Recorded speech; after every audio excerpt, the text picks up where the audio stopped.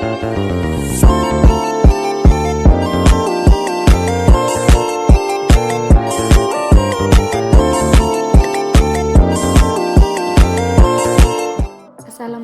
warahmatullahi wabarakatuh. Perkenalkan, nama saya Safira Qurrata Ayun dari Prodi Pendidikan Bahasa dan Sastra Indonesia, kelas PPSI A 2025. Di sini saya akan memaparkan materi terkait 20 teori psikologi pendidikan. Teori yang pertama yaitu teori perkembangan kognitif dari Jean Piaget, perkembangan berpikir yang melalui 4 tahapan. Yang pertama ada sensor motorik, ada operasional, ada operasional konkret, dan operasional formal. Sensor motorik yaitu yang terjadi pada bayi umur 0-2 tahun. Bayi ini hanya bisa memahami dunia lewat inderanya saja dan gerakan fisik. Mereka belajar bahwa benda itu ada walaupun tidak terlihat dan tidak bisa memahami apa benda yang mereka tahu. Yang kedua ada praoperasional, yaitu perkembangan ini terjadi pada anak umur 2-7 tahun. Perkembangannya semakin meningkat, mulai memakai simbol dan kata-kata untuk menggambarkan suatu objek walaupun sedikit tidak jelas. Cara berpikir mereka masih egosentris, maksudnya mereka hanya menilai kebenaran benda itu hanya dari sisi pikiran mereka sendiri dan pastinya sering tidak logis. Kemudian ada operasional konkret, yaitu terjadi pada anak usia 7-12 tahun. Pada tahap ini mereka lebih bisa berpikir secara logis tentang kejadian nyata atau benda konkret. Kemudian ada operasional formal, yaitu terjadi pada remaja umur 12 tahun ke atas. Tahapan ini adalah tahapan yang paling tinggi dalam teori perkembangan kognitif. Bagaimana seseorang sudah mampu berpikir secara abstrak, logis, dan sistematis tanpa perlu melihat objek secara nyata.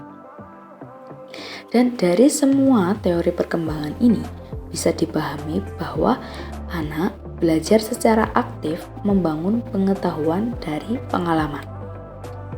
Teori yang kedua yaitu teori sosiokultural dari Lev Vygotsky, menyatakan bahwa perkembangan kognitif anak sangat dipengaruhi dari interaksi sosial dari lingkungan sekitarnya.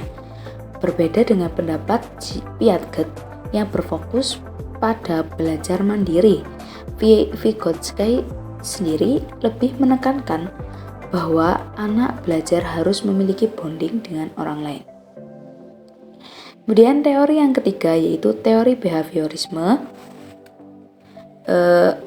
dari B.F. Skinner, menyatakan bahwa perkembangan dan perilaku manusia itu dibentuk oleh lingkungan melalui pengkondisian operan.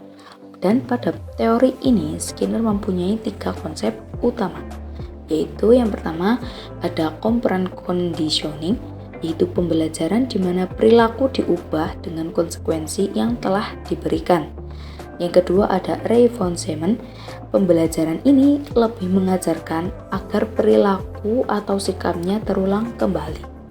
Jika dari segi positifnya seperti lebih menyemangati atau memberi hadiah, namun dari segi negatifnya berupa penghilangan situasi yang tidak nyaman. Yang terakhir ada punishment, yaitu pembelajaran ini memberikan konsekuensi yang melemahkan perilaku agar tidak melakukannya lagi. Seperti memberi hukuman positif berupa nasihat dan motivasi. Sedangkan dengan hukuman negatif seperti pencabutan hak atau fasilitas, contohnya siswa yang di-DO dari sekolahan atau perguruan tingginya. Teori yang keempat, teori belajar sosial dari Albert Bandura, menyatakan bahwa individu belajar melalui pengamatan, peniruan, pemodelan pada orang lain. Dan ada 4 fasenya, yaitu perhatian, retensi, reproduksi, dan motivasi. Teori yang kelima, teori penemuan Jerome Bruner, menyatakan bahwa pembelajaran itu akan lebih baik jika siswanya bisa lebih aktif dalam menemukan konsep, prinsip, struktur.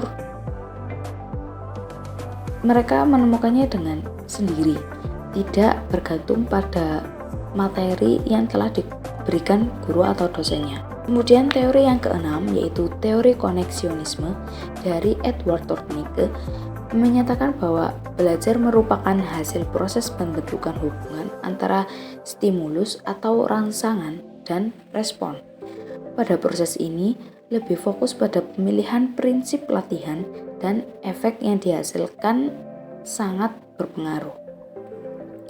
Teori 7, yaitu teori hierarki kebutuhan dari Abraham Maslow, menyatakan bahwa motivasi belajar dipengaruhi oleh pemenuhan kebutuhan dasar yang tersusun. Dan kebutuhan dasar itu mempunyai 5 tingkatan, yaitu fisiologi, keamanan, sosial, penghargaan, aktualisasi diri. 5 tingkat itu mempunyai jenis tersendiri untuk orang yang membutuhkannya. Jika 1-4 disebut deficiency needs dan tingkat kelima disebut growth need. Teori yang ke-8 yaitu taksonomi tujuan pendidikan dari Benjamin Bloom. Struktur hierarki yang mengidentifikasi kemampuan dan tujuan pendidikan dari yang rendah hingga paling tinggi. Taksonomi ini mempunyai 3 ranah utama, yaitu kognitif, berpikir, afektif, sikap, dan psikomotorik, keterampilan fisik. Dan ranah kognitif itu sendiri mempunyai 6 tingkatannya, yaitu pengetahuan, pemahaman, penerapan, analisis, sintesis, dan evaluasi. Teori yang ke-9, teori kecerdasan majemuk dari Howard Gardner, menyatakan bahwa kecerdasan manusia itu tidak bersifat tunggal atau hanya berdasarkan IQ saja, melainkan memiliki beragam kecerdasan seperti linguistik, logis, musikal, kinestetik, dan interpersonal yang perlu dikembangkan. Teori yang ke-10 yaitu teori pembiasan klasik dari Ivan Pavlov, menyatakan bahwa proses belajar terjadi melalui asosiasi antara stimulus dan respon refleks. Teori yang ke-11 yaitu teori humanistik dari Carl Rogers, berfokus pada pandangan positif terhadap manusia, di mana setiap individu memiliki dorongan alami untuk tumbuh, berkembang, dan mencapai potensi atau pendidikannya harus berpusat pada peserta didik dengan pendekatan empatik dan penerimaan tanpa syarat. Teori yang ke-12, teori eksperiensial dari John Dewey, menyatakan bahwa belajar itu lebih efektif jika individu mengalami pengalaman langsung dan refleks, bukan sekedar hafalan atau teori. Dan teori ini mempunyai 4 konsep utama. Yang pertama, siswa harus berinteraksi langsung dengan lingkungan agar memperoleh ilmu yang mendalam dan bisa memecahkan masalah yang nyata. Yang kedua, ada mengevaluasi pengalaman masa lalunya untuk memahami maknanya. Setiap pengalaman yang dialami seseorang saat ini akan memengaruhi kualitas dari cara mereka menerima pengalaman di masa depan. Kemudian yang terakhir ada belajar melibatkan hubungan timbal balik antara kondisi internal siswa, minat atau kesiapannya, dan kondisi eksternal yaitu lingkungan dan fasilitas belajar. Teori ke-13, teori konstruktivisme dari Ernst von Glaser-Ford, menyatakan bahwa pengetahuan tidak dapat dipindahkan secara pasif dari satu orang ke orang yang lain.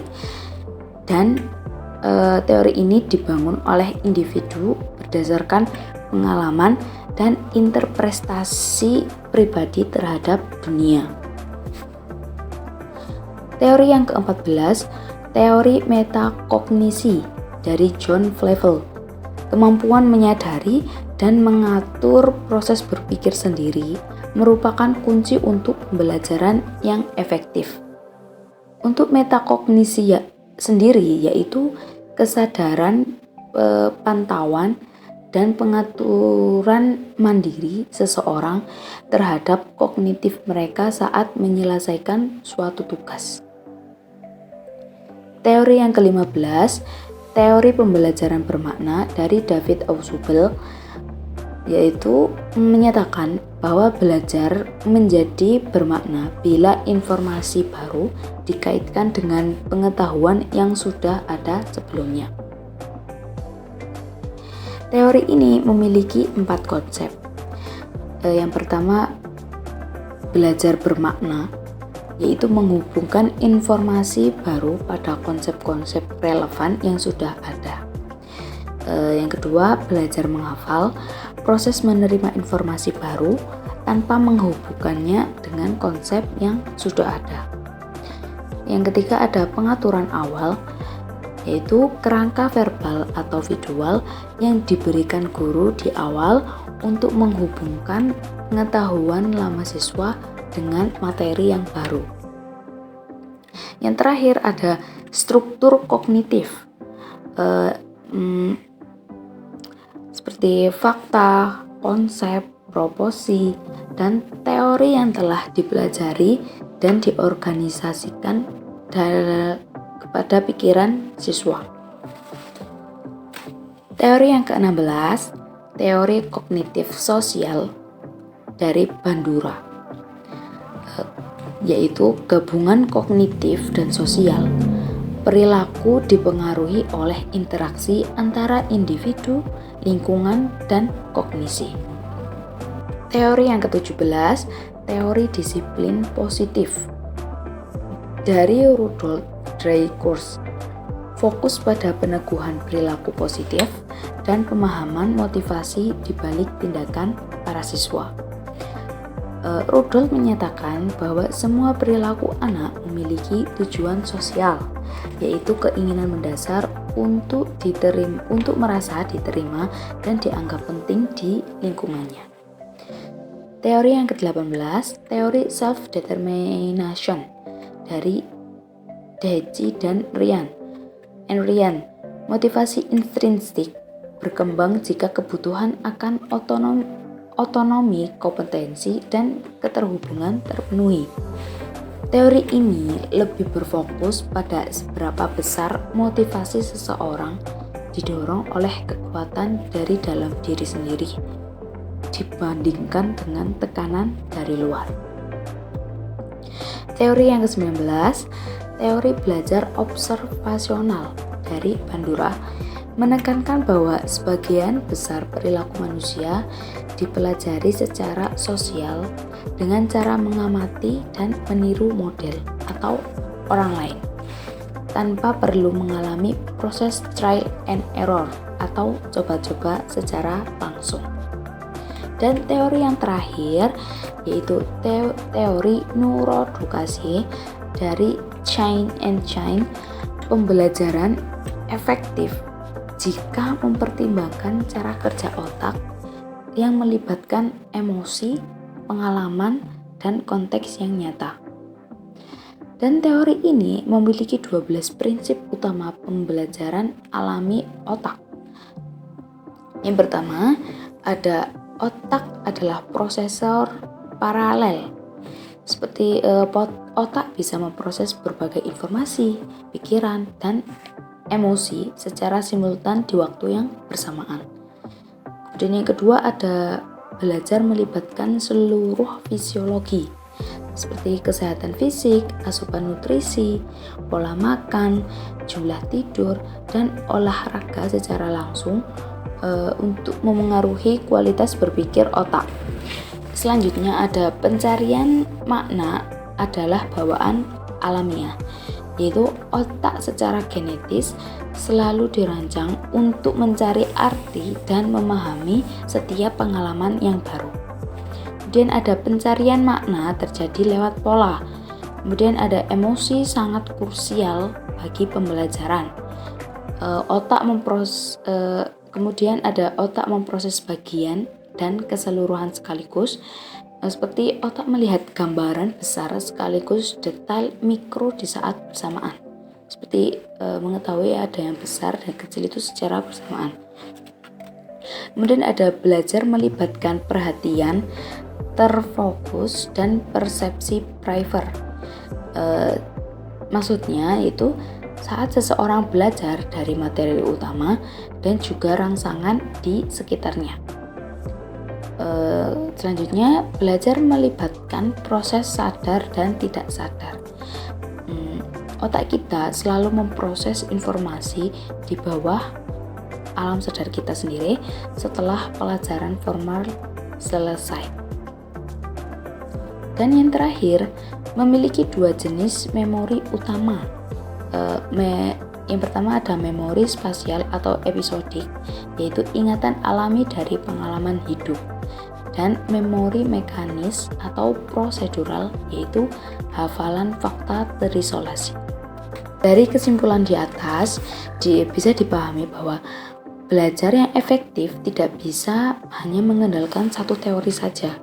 Guru harus membebaskan anak beraktivitas, menciptakan suasana yang aman dan menghargai anak, serta memberikan umpan balik atau apresiasi yang tepat. Dan bisa dipahami bahwa tidak ada satu teori tunggal yang paling sempurna. Pembelajaran yang ideal di era modern ini adalah pembelajaran yang eklektik, yaitu mengombinasikan elemen terbaik dari berbagai teori di atas, memastikan kebutuhan fisik dan emosi anak terpenuhi, dan menyediakan lingkungan sosial yang mendukung, melibatkan aktivitas fisik dan pemecahan masalah, serta menyajikannya sesuai dengan cara kerja alami otak manusia.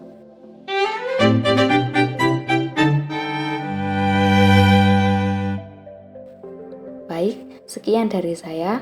Wassalamualaikum warahmatullahi wabarakatuh.